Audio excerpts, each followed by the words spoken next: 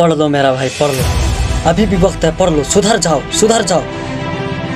जितना भी आप चाहते हो ना कि हम सक्सेसफुल एक इंसान बने, तो आपको पढ़ना ही पड़ेगा। ये मोबाइल आपको कोई काम नहीं आने वाला, मोबाइल आपका कोई काम नहीं आने वाला है। सिर्फ एक पढ़ाई है जो आपके काम आने वाला है। अब सक्सेसफुल इंसान भी बनना चाहते हो और मोबाइल चलाते हो रात में सोते वक्त, जागते वक्त, जब लाइफ में अगर सक्सेसफुल इंसान बनना है ना, तो अपने ड्रीम के पीछे भागना पड़ेगा।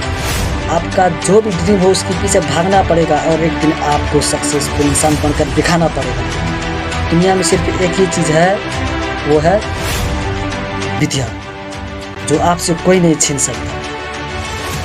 आपके पैसा दौलत जितना है वो सब तो बांट कर दे देंगे माँ बाप आपको, लेकिन सिर्फ एक विद्या है जो आपको सिर्फ, जो आपके पास जो है वो सिर्फ आप ही के पास रहेगा, वो किसी के पास नहीं बांटा जाएगा उसको।